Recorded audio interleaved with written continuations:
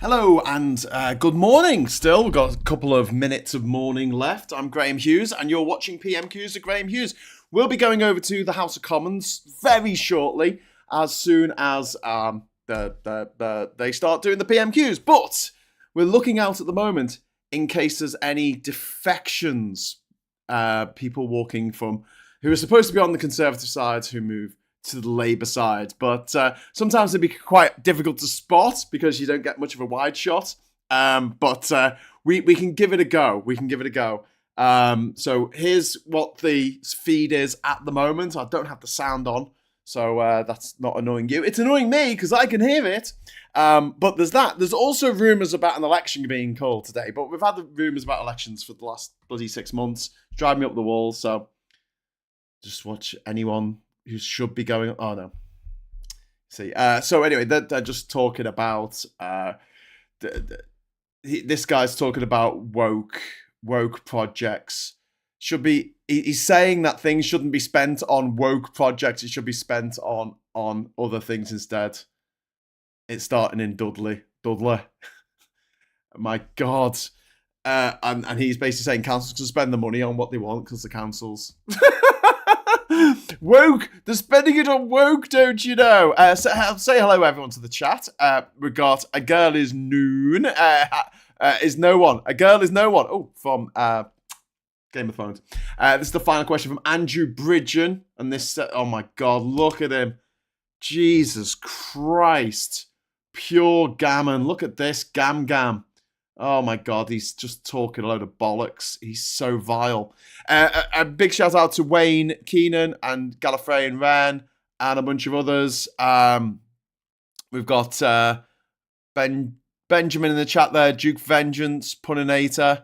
We've got Plum Duff. Hello, Plum Duff. We've got Emma, here we go again. Yeah, One Angry Pagan's there as well.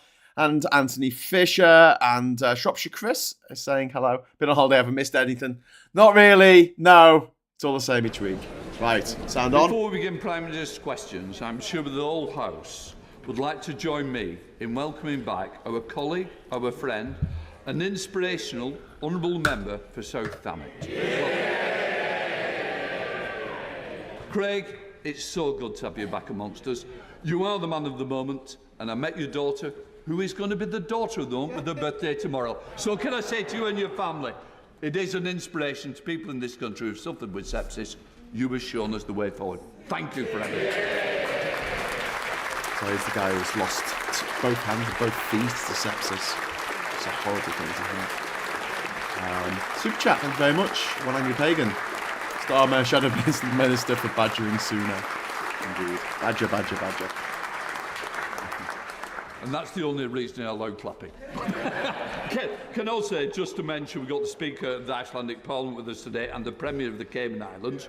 We now go over to questions to Prime Minister Jen Kitchen. Thank you, Mr. Speaker. Question number 1. Prime Minister. Hasn't she fluffed saying that? The House will join me in remembering the victims of the horrific Manchester Arena bombing 7 years ago today. Oh, God. Our thoughts are with them and their families. And I'd like to pay tribute to Figen Murray, who joins us in the gallery for her courage and her bravery of her campaigning in her son Martin's memory. And I look forward to meeting her later today too. Mr. Speaker, can I also add my personal welcome back to Parliament to my friend and colleague, the Honourable Member for South Yes, the Speaker probably will stay for the next Parliament. No one who watched his interview last night could have failed to have been in awe of his incredible resilience. Mr. Speaker, this morning I had meetings with ministerial colleagues and others, in addition to my duties in this House. He does have robot hands. Further such meetings later today. That's pretty cool. Thank you, Mr. Speaker. I too welcome the Honourable Member for South Thanet back to the House and wish him well in his duties. Can I also associate my remarks with the Prime Minister? The Association of Dental Groups in their May 2022 report identified my constituency, Wellingborough, as one of England's dental deserts. I welcomed the Prime Minister's grand scheme to send dental vans to constituencies like mine. But just months on, he's having to U-turn because there aren't enough vans. Why can't the Minister address this issue seriously? Prime Minister. Well, Mr. Speaker, that's not right. Actually, thanks to our dental recovery plan, we're delivering 2.5 million. He said more it dental already. appointments. There's a It's new like the patient first premium, question. He's new already saying provision delivering. for remote communities, and actually, we know that the plan is now delivering. Oh my Since it was God. announced in January, over 500 more dental practices are now accepting new patients. And I'd also just point Are out they? to the honourable Are they? lady 500? that compared to the party opposite's plan, what we are doing many people is live in the country? producing more than twice the number of extra appointments to get people the treatment they need. Oh, okay. Labour will be Mr. worse. Speaker, There you go. today's news on Straight in inflation there. It's not just good news for consumers in Carshalton and Wallington, but also for capital projects like the investment into St Helier Hospital and to build a second hospital in my constituency, He's protecting annoying. A&E and maternity locally. Given that good news on the economy, will the Prime Minister recommit today to working with the NHS in my area to build that second hospital, improve St Helier Hospital, and agree that you can only underpin a strong NHS with a strong economy? Well, Mr. Speaker, Well, we then, are investing in you're better effed, aren't healthcare you? right across our country, and I'm delighted to see that Epsom and St Helier University NHS Trust was recently allocated over £6 million to upgrade the A&E and will benefit from a new specialist emergency care hospital in Sutton as part of the programme. But as my honourable friend said, that is only possible because of the difficult decisions we have taken to bring inflation back to normal and grow the economy. Today's figures show that the plan is working, Mr. Speaker. And I'm Oh, sure the God, whole the House, plan. I including need something that perhaps says the leader plan. of the opposition, will welcome the news that inflation is now make a note. back to normal. We don't have plan. the leader of the opposition, Keir Starmer. Yay. I want to begin by saying a few words to the honourable member for Thanet South. Firstly, thank you for meeting me privately this morning with your wife and daughter so I could personally convey my best wishes to all of you. Secondly, on some occasions, and there aren't many, this House genuinely comes together as one, and we do so today to pay tribute to your courage and determination in not only coming through an awful ordeal, but by being here today with us in this chamber. And thirdly, I want to acknowledge your deep sense of service. I think politics is about service. And resuming your duties as an MP, being here today, shows us it's an example for all of us of your deep sense of service. And we thank you for it. Yeah, come on to our side. I also come on, join welcome Labour. Figan Murray, who is up in the gallery. She lost her son Martin 7 years ago today in the Manchester Arena attacks, and we remember everybody who was lost in that awful attack. She's campaigning for Martin's Law, which we must make a reality as soon as possible. Mr. Speaker, the infected blood scandal reflects a profound failure across almost every part of the British state. On Monday in our apologies and yesterday on the question of compensation, this House was united. But too many times we've heard similar sentiments from that dispatch box and from this one. There are many hard yards to go. So does the Prime Minister agree with me that we will only now make real progress if we finally tackle the lack of openness, transparency and candour that Sir Brian Langstaff identified as having prolonged the victim's suffering for decades? Minister. Yes, Mr. Speaker. The inquiry was established to get to the truth and provide answers, and this week's report represented a hugely significant moment for the community. This was an appalling scandal, and I think the whole House is grateful to the diligent work of all those who have supported Sir Brian Langstaff and the inquiry's work. And Any I also pay tribute to prosecutions? the bravery of every individual who has come forward. Any prosecutions? And told Are there going to be their any story in their prosecutions? fight for justice. Their voices Are there going to be any have now prosecutions? finally been heard, and I agree with the honourable gentleman. We will listen to them and ensure that nothing like this can ever happen in our country again. Keir Starmer. Thank you, Mr. Speaker. The infected blood scandal is shocking, truly shocking, but it's not unique. The story is familiar. Concerns raised but ignored, reports written but not acted on, victims and their families campaigning for years just to be heard. So I want to focus in, if I may, on the duty of candour, or lack of it, which has been a failing in scandal after scandal, injustice after injustice, from Grenfell to Horizon, Hillsborough and now infected blood. Yep. And I've read the government has called for evidence about the duty of candour COVID inquiry. COVID inquiry. But I can't think of a single example where that duty of candour should not apply to all public servants across the board. Yep. Yeah. And I don't think it's possible for any of us to stand at these dispatch boxes and honestly say, never again, unless we address it. So does the Prime Minister agree that the time has now come for the duty of candour to be clearly enshrined in law across the board? Mr. Speaker, I am, of course, aware of the recommendation made by Sir Brian Langstaff in the final report of the inquiry in relation to duties of candour and accountability, and indeed my honourable friend previously introduced the duty of candour into the health service. It is important that the government takes time to fully digest the gravity of the findings of the report.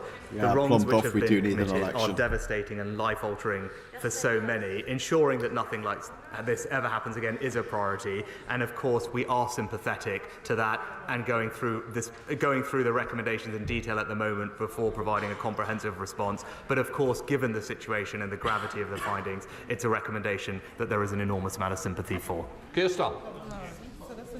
Thank you. I Shropshire Chris, I was thinking the same thing. Keir does sound like he's already PM. In detail and to come back to them in due course. But we can't look away on this duty of candour. So can I at least ask the Prime Minister to expand the call for evidence on the duty of candour beyond health? We do owe that to the victims of Hillsborough and Horizon. And to work across the House to establish a far-reaching and binding duty of candour just as quickly as possible. Yeah, one angry Mr. pagan. Speaker, I think the honourable gentleman will remember on Monday, thanks for the super chat. I said very specifically that the patterns and behaviour that we had seen in this appalling tragedy have been replicated in others, and I mentioned Hillsborough specifically. So I'm very aware that there are structural and behavioural cultural problems that we do need to fix. The duty of candour is something that, as I said, the principle, and there is a we need a whistleblowers charter. For. He will understand we are digesting the full contents of the report, but of course we want to right the wrongs of the past and crucially ensure that nothing like this happens ever again. Thank you, Mr. Speaker. In his report, Sir Brian identified individual failures, a number of them, even cover-ups. But alongside that, he also found equally important and harder to reach institutional and cultural failings, including in the NHS. A defensive attitude which refused to acknowledge problems, the silencing of those who raised concerns, and a total failure of leadership when faced with the truth. Now, the NHS does a remarkable job every day, but that is indefensible. Does the Prime Minister agree that the very culture of the NHS needs to change?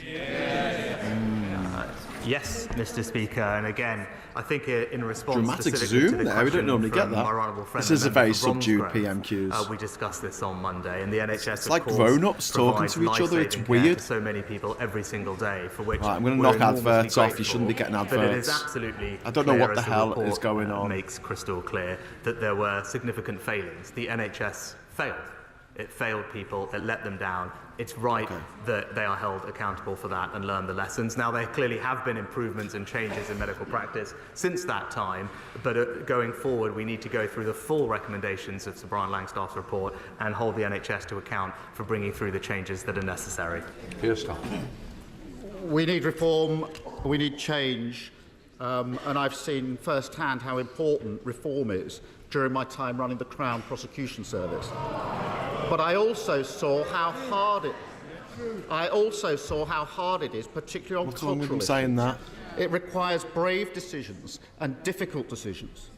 Now, 11 years ago, the Health Secretary, as Health Secretary, the now Chancellor said, the era of gagging NHS staff from raising their worries about patient care must come to an end. Whistleblowers, you need a whistleblowers 11 years charter. on and 10 months on from the Lucy Letby case, there are still clear examples of NHS managers still gagging staff and then being there shouldn't be any adverts, guys. I don't know what's happening. So will the Prime Minister now commit to ensuring that those who do gag and silence whistleblowers will no longer be able to work in the NHS.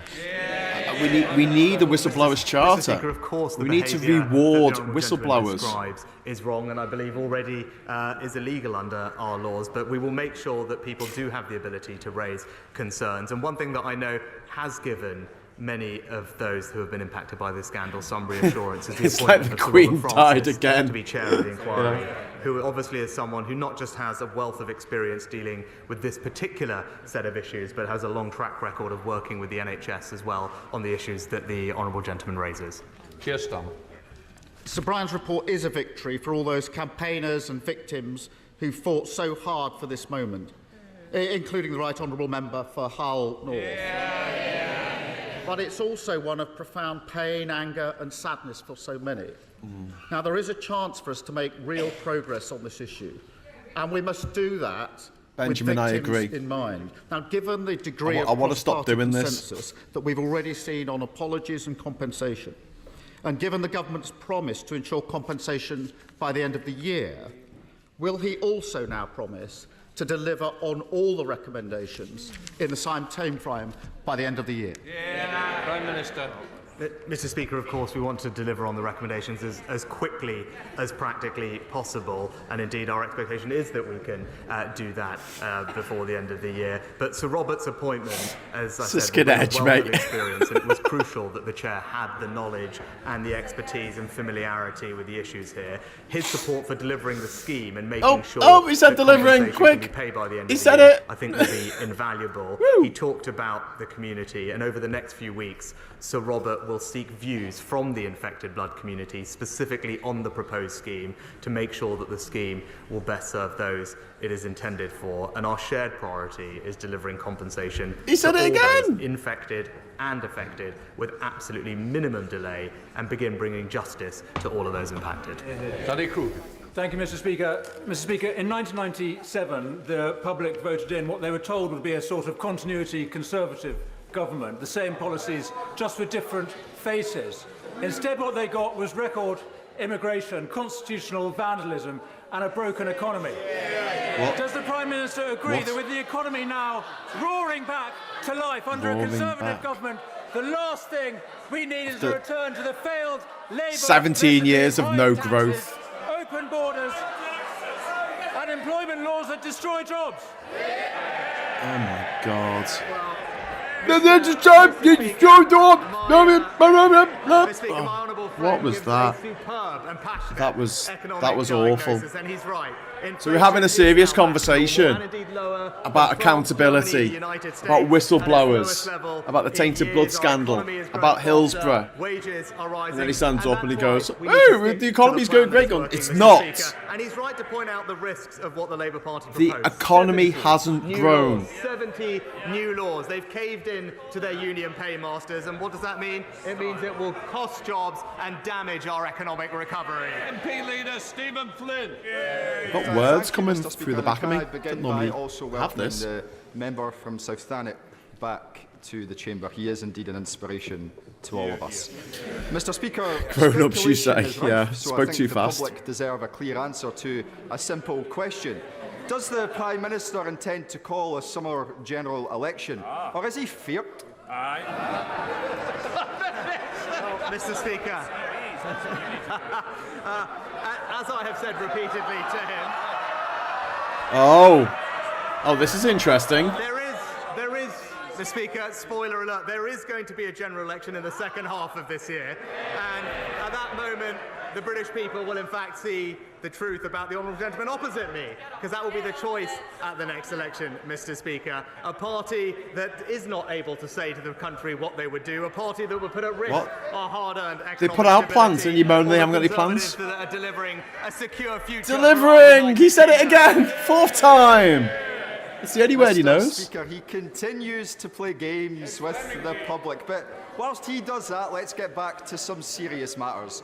Because I was taken aback this week when a former Prime Minister spoke some sense. Alas, it was indeed David Cameron, because what he said was that in relation to graduate route visas, if any restrictions are implemented, it will lead to job losses, it will lead to university closures, it will lead to a reduction in research. And University Scotland's outlines £5 billion of economic value at risk. So can I ask the Prime Minister, does he agree with the Foreign Secretary? The Foreign Secretary also said that the levels of legal migration to this country are too high, Mr. Speaker, and that's what I believe also, which is why it is right that we are taking decisive action. Cheers for the to super bring chat there, numbers One Angry down. Pagan. And, Mr. Speaker, that plan is working. In the first 3 months of this year, the visas issued are down by 25%, Mr. Speaker. Migration is on its way to being returned to more sustainable levels, and I appreciate that is a point of difference between the Honourable Gentleman's Party and indeed the Labour Party and us. We believe that level of migration needs to come down to more sustainable levels, so we ease the pressure on public services. And 1.3 million came last year. Country must indeed contribute economically. That's the migration system we will deliver. This guy made £120 million last year. Speaker, on the Welsh borders, we're incredibly proud of the Veterans Centre at the Robert Jones and Agnes Hunt Orthopaedic Hospital in North Shropshire, which not only treats veterans locally, including from my constituency of Clwyd South, but also from across Britain, as it is the largest hospital-based veterans service in the UK. Would the Prime Minister help resolve the Centre's current funding crisis, caused by changes in the NHS funding formula last year, given the fantastic treatment provided by Lieutenant Carl Mayer and his team for our amazing veterans community across the UK? Legal migration is the only reason why our Mr. economy Speaker, isn't in Honourable Friend constant for raising recession. this important issue. We are committed to making the UK the best place in the world to be a veteran and ensuring that they have access to the appropriate physical and mental health support they deserve. You're committed That's why to we've it. rolled out Operation Restore, Op Courage and Op Nova, and I know that NHS England have been introducing actually a suite of health services to work more closely with orthopaedic services. But I know my honourable friend has raised this issue of funding with the Minister of Veteran Affairs, and he'll be writing back to my honourable friend with an update in due course. David, can I join others in welcoming back to the House the Honourable Member for South Thanet and say how much we admire his courage and send our best wishes to him and his family. And also join others in remembering all the victims of the bombing at Manchester Arena. Mr. Speaker, Amanda claimed carer's allowance when caring for her mother, but the DWP is now hounding her to pay back £1,200. Karina, whose daughter requires round-the-clock care, has been hit by a bill for £11,000. Victoria is being forced to pay back £100 a month. Just some of the tens of thousands of carers, victims of the DWP's flawed system, punished harshly for going sometimes just a few pounds over the arbitrary earnings limit. So, Mr. Speaker, family carers do a remarkable job. They shouldn't be penalised for working or for the DWP's own failures.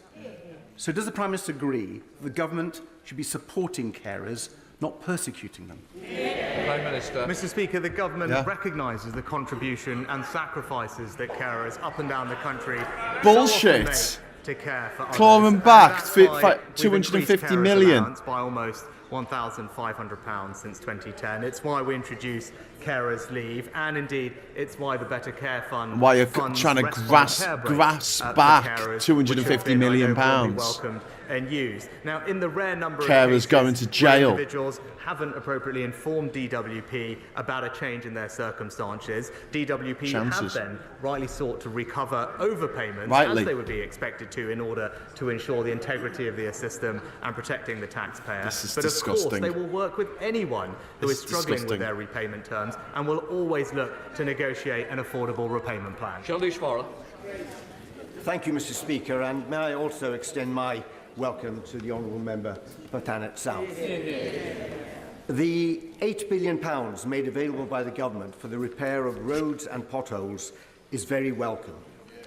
However, some local authorities, such as Cambridgeshire County Council and Peterborough City Council, which serve my constituency, sometimes use inferior material, so the works need to be done again in a few months' time. And that's an issue that applies to many constituencies across the country. So will the Prime Minister use his influence to ensure that there are tough quality specifications so that the repairs can last much longer. Thanks, one angry pagan. Mr. Speaker, I'm proud that we've announced an additional £8 billion for roads resurfacing over the next decade. Money made available through the reallocation of HS2 fundings, and that will mean fewer potholes and smoother, safer roads across our country. But I agree with my right honourable friend. It is of the utmost importance that these repairs are completed with high-quality materials, and I join him in calling on Cambridgeshire County Council and Peterborough Council to make sure that they deliver that for his residents. Thank you, Mr. Speaker. In the wee small hours of Saturday morning, I received an email, and I apologise for my language, Mr. Speaker, calling me a fucking parasite, a rat, and a piece of shit. This came in response to my challenging the appropriateness of a US citizen, Michael Francesi, who is doing a tour in the UK, and as part of that tour advocating publicly for the self-proclaimed misogynist influencers Andrew and Tristan Tate, who are encouraging toxic attitudes among young men in this country. Can I ask the Prime Minister, who has spoken about banning hate preachers from entering the UK, if he'll extend this to misogynists? Yeah, Mr. Speaker, okay. Yeah, I'll go with that. Those who seek to divide us, undermine our values, and indeed intimidate and threaten others have no place in our society, and we will not hesitate to use not just the full force of the law, but also our immigration regime to make sure we have security and cohesion in this country. Sir John Whittington. Mr. Speaker, the population of Malden is rising rapidly, and for over 20 years my constituents have been promised a new hospital. Yet Mid and South Essex ICB are now proposing to close the existing St Peter's Hospital without any replacement, leaving my constituents and those of my right honourable friend for Whittam having to travel up to 30 miles for some treatments. Will my right honourable friend ask ministers to tell the ICB to withdraw this proposal and to commission an independent assessment of how best to provide quality local health services that my constituents and my right friends deserve? Prime Minister. Can I commend my honourable friend for his commitment to his constituents? I know that he and my honourable friend, the member for Witham, met both the Minister of State for Health and Secondary Care and the Minister for Social Care recently to discuss this. I understand that the ICB have extended their consultation 40 by new 3 hospitals weeks to ensure that more consideration could be given and voices could be heard, but I will ensure that the relevant minister keeps my right honourable friend updated on the progress of this. John Davey. Thank you, Mr. Speaker. My constituent has recently applied to move from her council home because she can no longer walk up the stairs and she is in constant pain. She has been waiting for a knee operation for over 2 years. Jesus! And she has become progressively worse. She feels forgotten. 2 years! Does the Prime Minister agree with me God. that his government is failing and this country is waiting for a Labour government to bring down NHS waiting lists? Mr. Speaker, of course, I'm sorry to hear about the experience of the honourable lady's constituent, and we are putting more money, rolling out more elective surgical hubs to bring the waiting list down. She talks about the difference that the Labour Party would make to the NHS. Her constituents would just look to Wales to see what is happening when it comes to the NHS. A quarter of the Welsh population on a waiting list. The worst. A quarter of English children are living in poverty. 5 times more than they are in England. What? On average, people waiting 40. Where does the money come from? Where does the money come from? Of Labour in the NHS. You're stealing all the government's, all the country's money and giving it to your corrupt mates. Mrs Thatcher described high inflation Your as a father-in-law's destroyer company. of industry, of jobs and savings. Does my right honourable friend agree that that sentiment is as true today as it was then? And what assessment does he make of today's announcement for my Gedling constituents who want to be able to save, get a good job and enjoy a reasonable standard cost of living?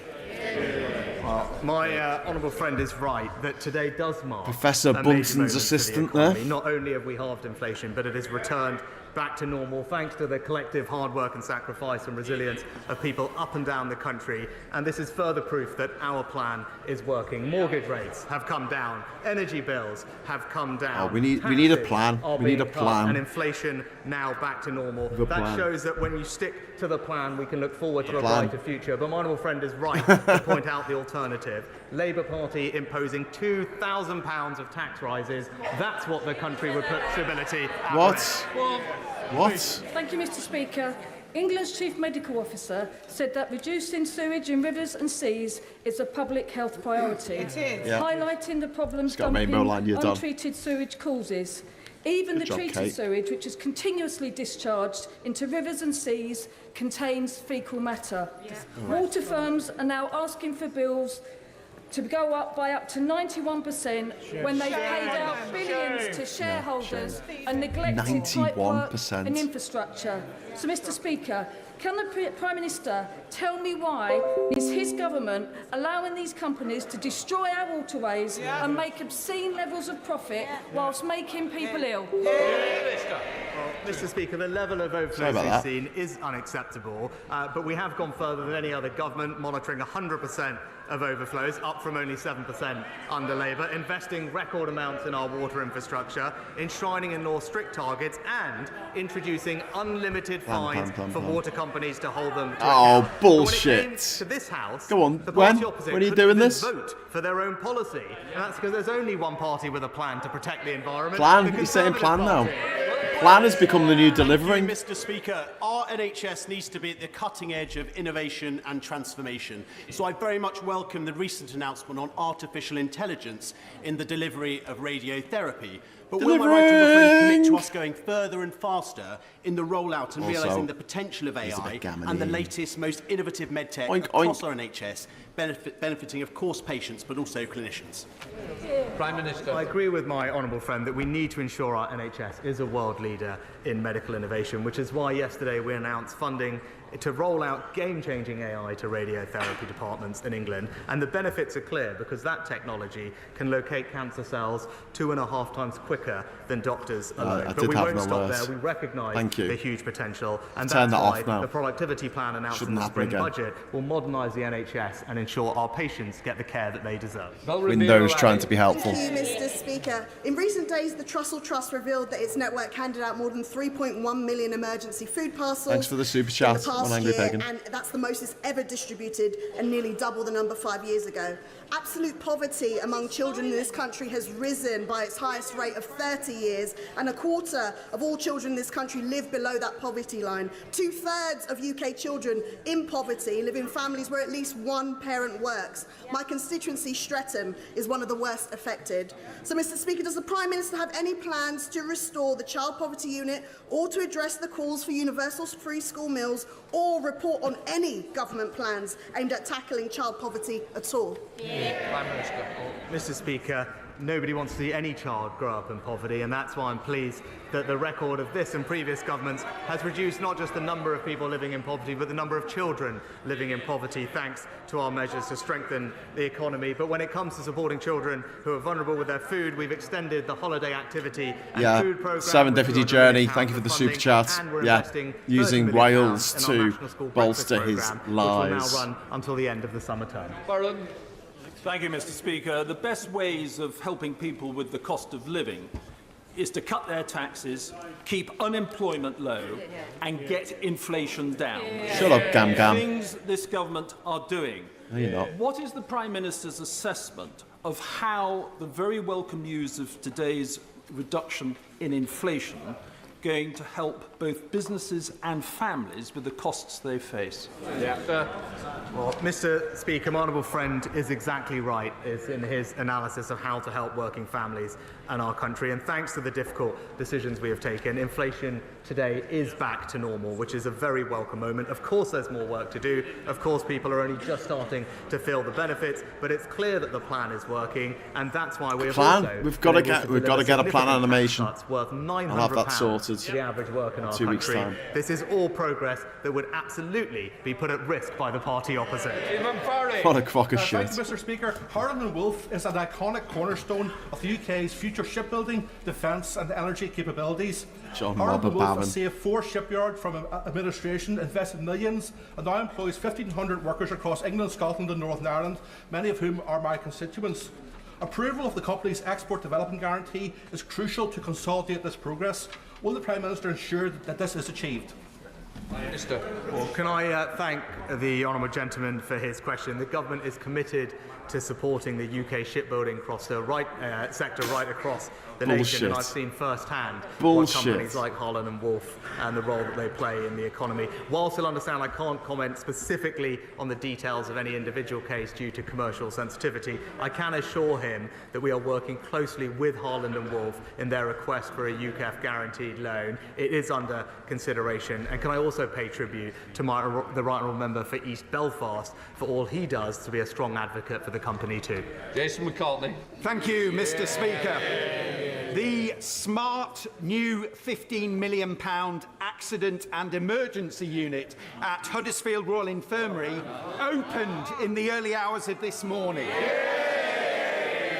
Will the Prime Minister join me in thanking the team at HRI, welcoming the new doctors and nurses who have been recruited for the A&E unit?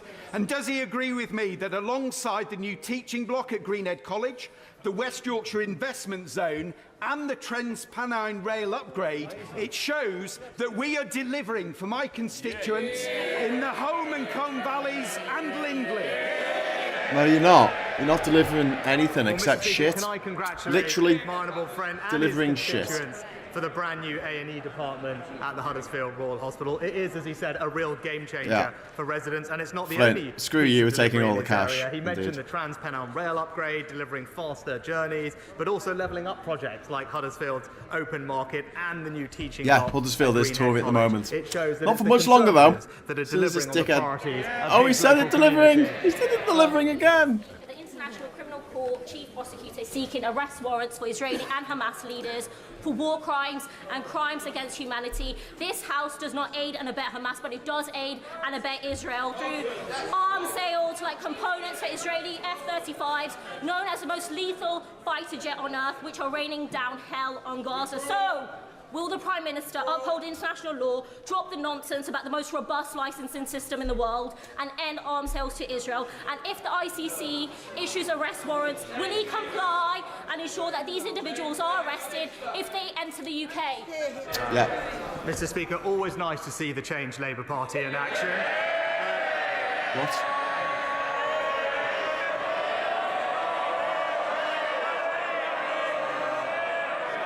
Is he going to take out the emergency Corbyn?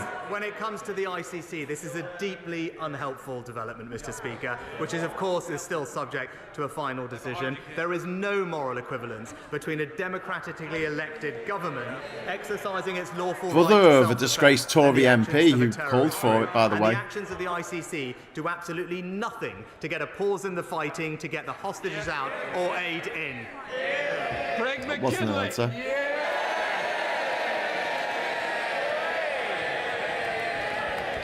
Mr. Speaker, this is an emotional day for me, and if you would indulge me to say a few thanks, because there are a few are due. And one of those, of course, well, an apology actually, that I've caused the breaking of so many rules today. Clapping. I've got trainers on because my shoes wouldn't go over the plastic feet, and my jacket wouldn't go over the bionic arm. So apologies for that. But I want to give some thanks. And first of all, the thanks to you, Mr. Speaker, for being there for me, for coming to visit. And I will tell everybody the little story. They thought, the rest of the hospital thought I must be dreadfully ill, because they said that guy's got the funeral director in already. But no, you've cared for me throughout. Undertaker joke there. The other person in this chamber I'd like to thank is the Prime Minister, who's been with me throughout. He hasn't advertised it. He's been to see me multiple times. And to me, that shows the true depth of the character of the Prime Minister, and thank you for that. And to my wife, who's in the chamber, and my daughter and other family members, my father-in-law, I'd like to thank my wife for being there every single day of those many months in hospital. And she could only do that because of the support of family behind her. And in the public gallery, they can't quite see me, unfortunately, are many of the staff from the NHS who took me from where I was, close to death,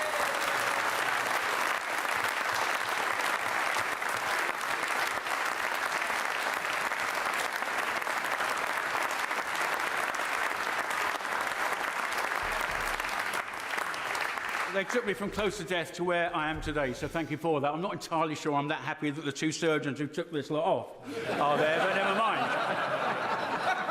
But can I ask the Prime Minister, as a question here, Prime Minister, can we please ensure that we embed recognition of early signs of sepsis?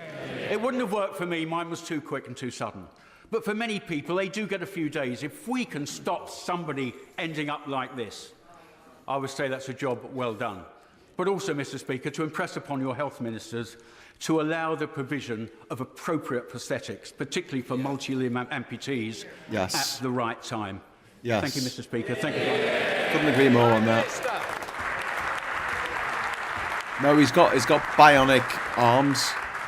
Mr. Samantha, Speaker, he's got bionic arms. Then Then he's friend, had his hands and his feet chopped kind off. words, but also personally pay tribute to his family who are here. And It would be I know funny if he firsthand defected. the extraordinary job they did to support him over the past several months, and they all deserve our absolute admiration and thanks for what they've done. And on the substantive question that he raises, before I do that, can I also join him in paying tribute to the NHS workers who looked after him? He's right that sepsis is a devastating condition, and we're working hard to raise awareness of it, and I know that he will play a leading role in doing that. And without getting into all the details, I'll just say that he is right. The NHS itself has recognised this morning that more needs to be done, and I can assure him that we will do that. The Right Honourable Friend will discuss with him shortly, as will I, his suggestions on how we can improve care and awareness for people. But I'll end where I started earlier today, Mr. Speaker, and just say, Craig, you've inspired each and every one of us. Thank you. That completes Prime Minister's questions. Okay, right.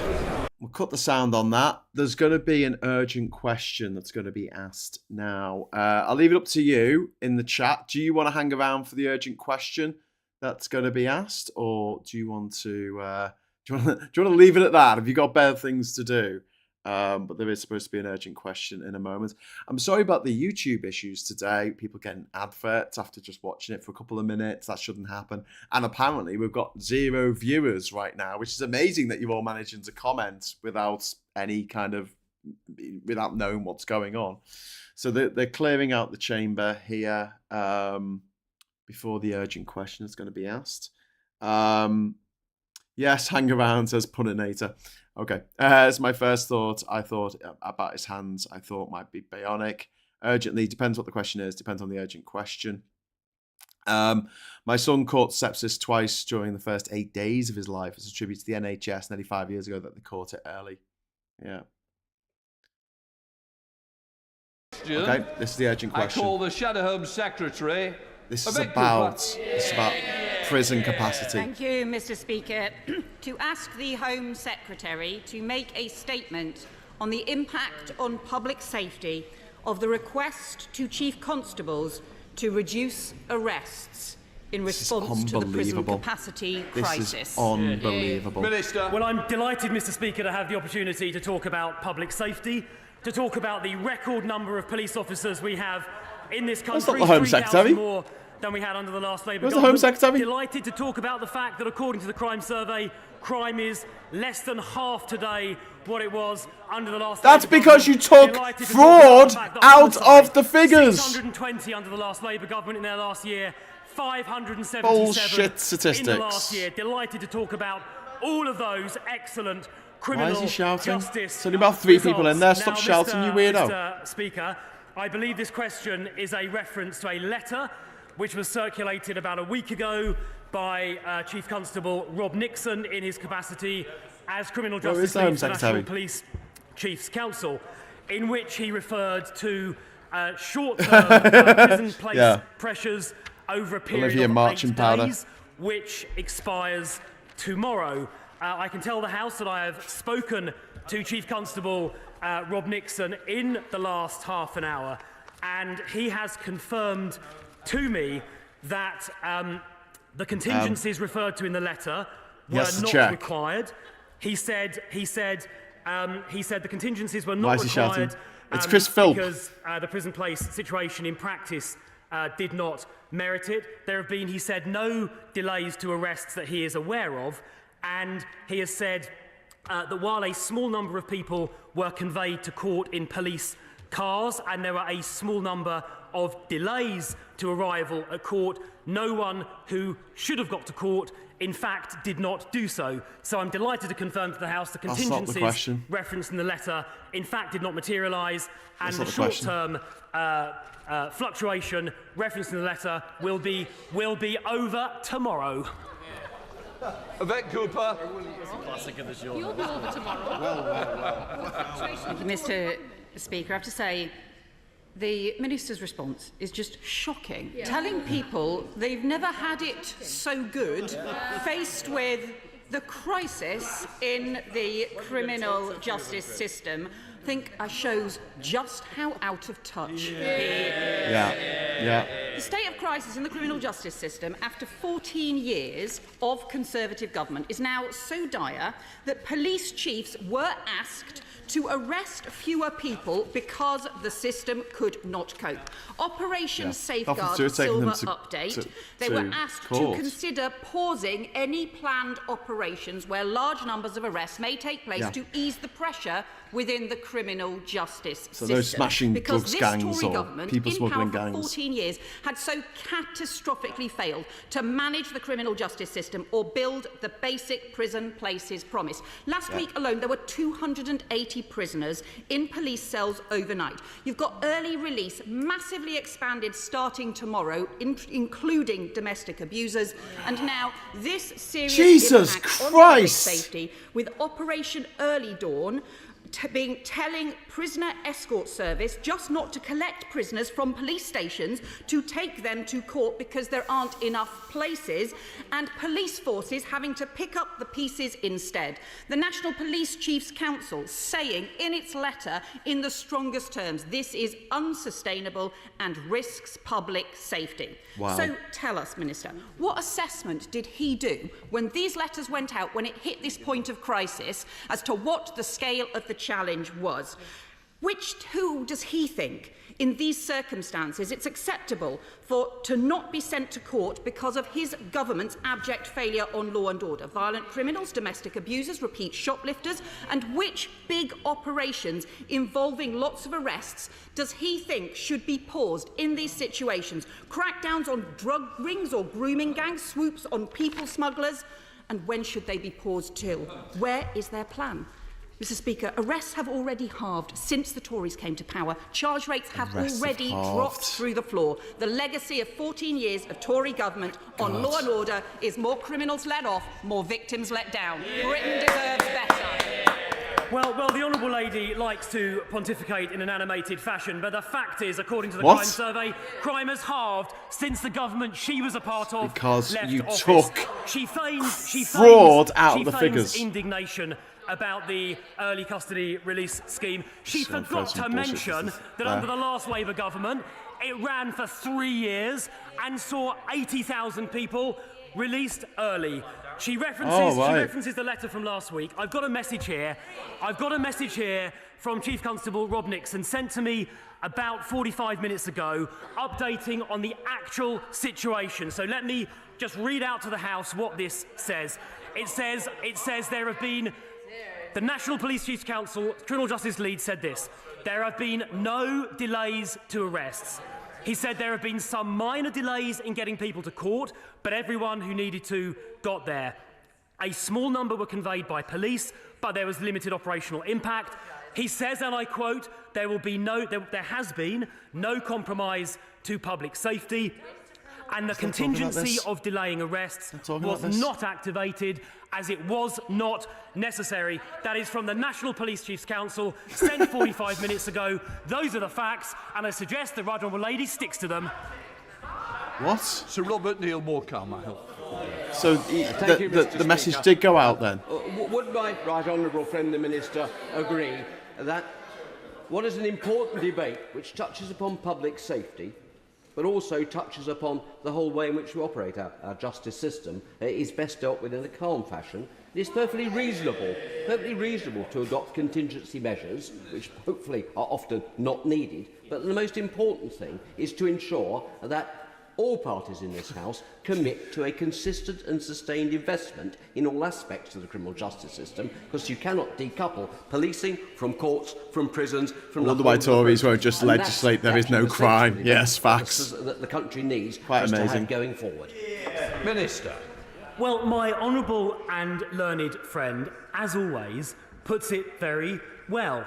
He's quite right that investment is important. That is why there are record numbers of police officers.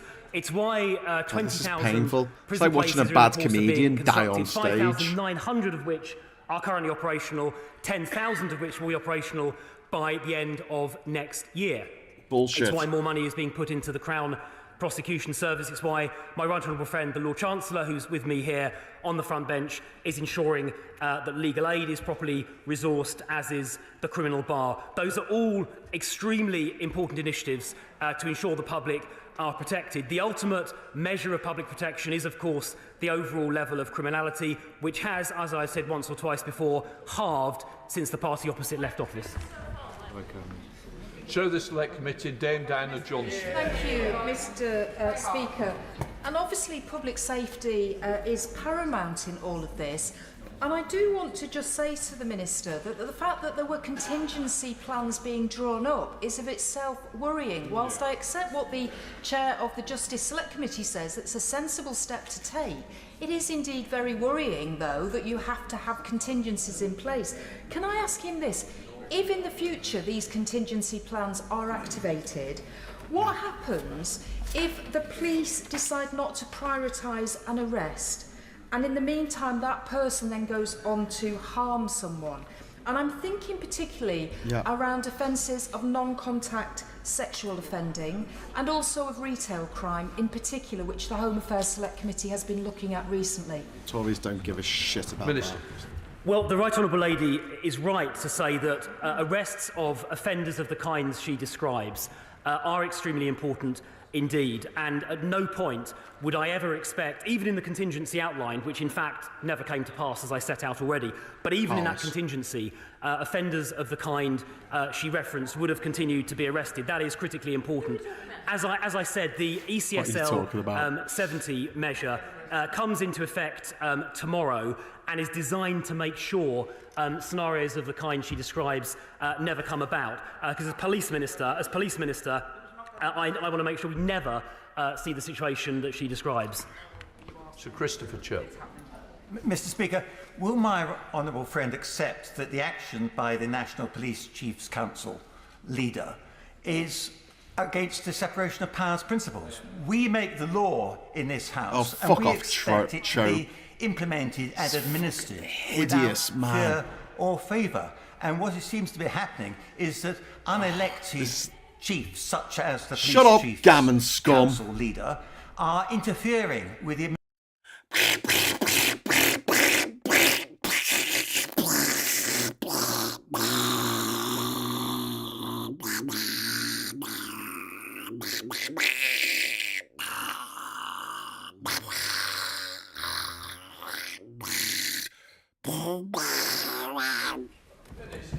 That was what he just said. The Criminal Justice Board, chaired by my honourable friend, the Lord Chancellor, meets very frequently. Christopher Chope is the guy who derailed the upskirting bill and the guy who voted against stopping sex offenders from being on parliamentary grounds if they are So I can categorically confirm that it does exist and it is sitting and meeting on a regular basis. In relation to his question about the police are rightly operationally independent. It's not for ministers to direct how they discharge their duties.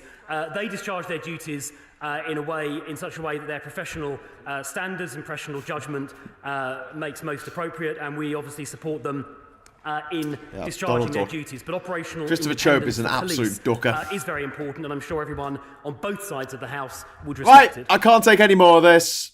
Sorry, I'm gonna have to call it. I'm gonna have to call it there. So yeah, thank you very much for joining us on the show today. I heard Christopher Chode. I can't stop giggling at that, mate. Lol. To be fair, Graham, we should hear what they say, even if it is bullshit. Yeah, but Christopher Chode in particular is just horrific. He is he is the worst of all of them put together. He is just a horrible, vile, disgusting individual. And in the same way that we don't negotiate with terrorists, I don't think that we should have to suffer his voice on this channel. So there you go. Valid. Take care, Graham. Thank you very much. Someone agrees with me. Also, One Angry Pagan, one last super chat for the day. Thank you very much. I say. Why is a moron at the dispatch box? I have no idea. Well, because the Tories are in charge. Because they're in power. That is why there are morons. Morons to the left of me. Morons to the right of me. Morons. Pretty sure that Chode is the safest of Tory seats, unfortunately. Yeah, but he's not looking well, is he? He's not long for this world, as they say. Anyway, so Phil will be back in the morning at 9:30 for Morning Brew, so please join us for that. In the meantime, I'll say thank you so much for joining us for this horrific journey through Parliament each week. I'll be back on Friday morning, and until then, I'll say hello, good evening, give us a like on the way out, welcome, and goodbye.